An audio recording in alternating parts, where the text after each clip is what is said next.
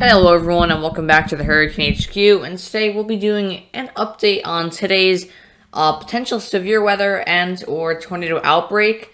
And currently the breaking news is that an enhanced risk for severe thunderstorms has been issued for portions of extreme eastern Oklahoma and central Arkansas.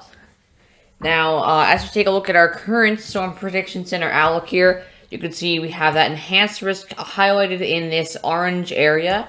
And basically, an enhanced risk means that we could be seeing numerous severe thunderstorms with damaging winds, large hail, and possibly even some tornadoes in that area. Now, as we take another step down on the risk level, we have a slight risk in effect for this yellow highlighted area. A slight risk is a step down from enhanced, but still you want to stay weather aware if you are in that slight or enhanced risk, as there is still potential for damaging winds, tornadoes, and large hail in that slight risk area. So severe thunderstorm is definitely not out of the question if you're in that slight risk area, and keep in mind that in that slight risk area you could be seeing the chance for scattered severe thunderstorms, while in that enhanced, numerous. And then finally, the lowest on the list right here is our marginal risk here. This is all the way from Austin all the way into Indiana there. You can see pretty large marginal risk, if I would say. And again, definitely not the highest threat today, but you still want to remain weather aware. Keep that phone on hand in case you do get a tornado warning or severe thunderstorm warning, because you do want to take shelter if you do get one of those alerts. Now, as we take a look at our tornado outlook, you can see that we have a few different colors on the list today. The highest threat being right here, this yellow indicated region, is a 10% risk for tornadoes within a 25 mile radius from any given point within this 10% area. So just say I put a point right here, anywhere within 25 miles, there's a 10% chance of a tornado from that point. Then we have a slightly lower risk surrounding there, a 5%. For a much larger area. This actually includes just about all of Arkansas, even portions of northern Texas, portions of Tennessee, Missouri, Kentucky. So you gotta watch out as well if you are in that 5% area. And then there's that 2% risk area, which I'm not too concerned about, but you always gotta pay attention to the alerts if any do get issued for your area, as this 2% risk area is indicating that there is still potential for some tornadoes. And what this map does not show is also there's an significant risk for tornadoes right in here in this 10% risk area. A significant risk for tornadoes basically means that it's a higher threat. The risk for tornadoes is, well, the probability at least is the same, but there's a potential for strong tornadoes in that area, possibly EF2 to EF5, says the Storm Prediction Center. So definitely want to watch out if you're in that area. I'm definitely not expecting any EF5s today, just to make that clear. Although you never know, you gotta remain weather aware, as any tornado can be life-threatening, even a weak one. So definitely take the warning seriously, even if you don't get hit by a tornado. You still want to take shelter if you're in that warning, as there's potential for one to develop. Now let's take a look at our thunderstorm wind outlook. This is actually the lowest threat today. Still a decent threat. We have a 15% risk area for winds in Arkansas and portions of Tennessee, Kentucky, eastern Oklahoma, southern Missouri, and extreme northeastern Texas there. And then we have that lower threat for winds surrounding that, which goes all the way from Texas into Indiana there. So that is what's mostly driving that marginal risk that goes all the way up there. And then finally is our hail risk. The hail risk is also pretty high. It's about equivalent to the tornado risk, honestly. And you can see we have that low threat right here for a very large area. We could be seeing some pea-sized, possibly up to an inch-sized hail in these areas. So we have that 5% in the brown area, 10% actually in this yellow area. I'm sorry, 15%. And then in this red area is actually the 30% chance for damaging hail events within 25 miles of any given point. So if I put a point, just say near Whittle Rock, anywhere in a 10-mile radius of that dot, I'm sorry, a 25-mile radius, has a 30% chance of seeing that damaging hail over an inch, possibly.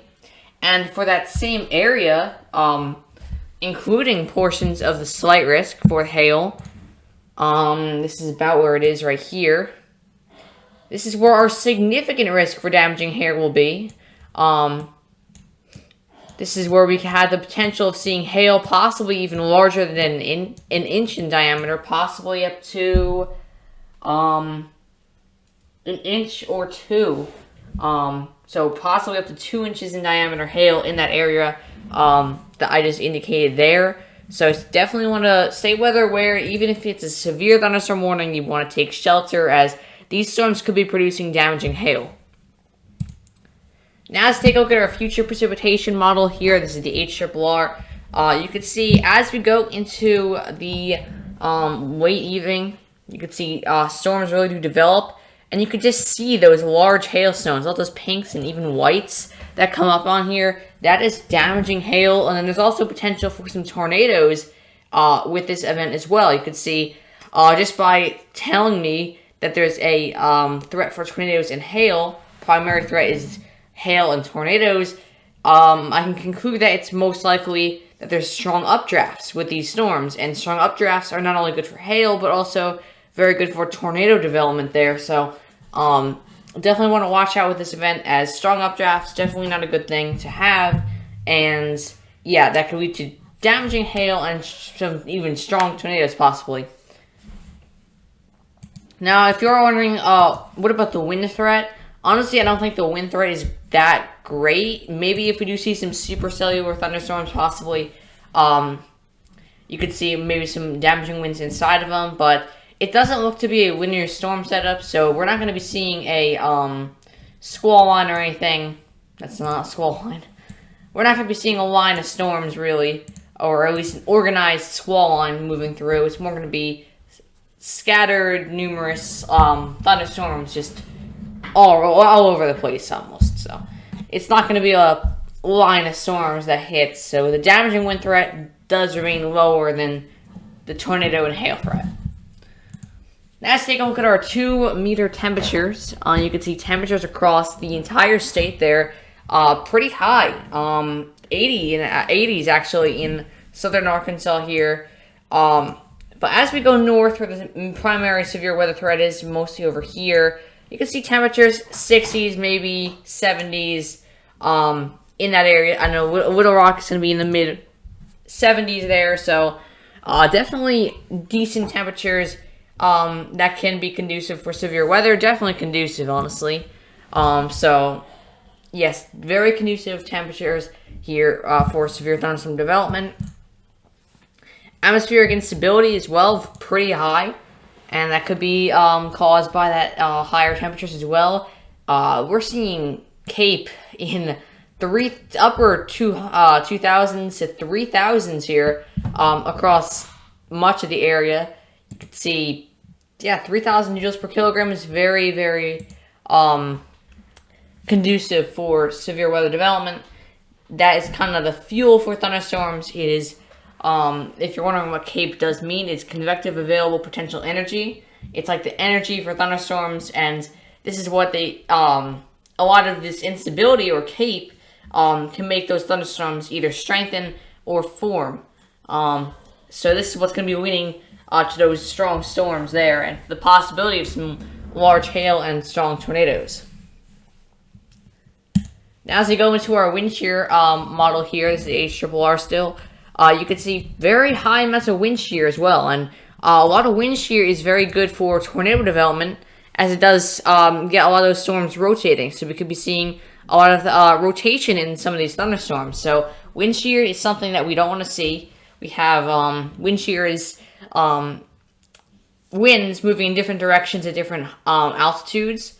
So you could see a lot of wind shear here across much of the areas that are going to be impacted with severe weather. So yeah, definitely a tornado threat for sure. Just by looking at this wind shear and knowing that there's a lot of updraft potential with these storms, that is definitely not good for tornadoes. So I'm telling you right now, please make sure you have your phones or weather radios activated, watch the news when these storms are coming through. You definitely want to remain weather aware as these storms do come through, as there is potential for tornadoes. And if a tornado warning does get issued for your area, it's best to move to the lowest floor of your home, in the most interior room, especially one without windows, and especially like an interior bathroom in the center of your home, or a basement is best if you want to be sheltering for a tornado. Now, as we take a look at our dew points, you can see dew points, they are pretty low, not to lie, although they are still conducive for severe weather.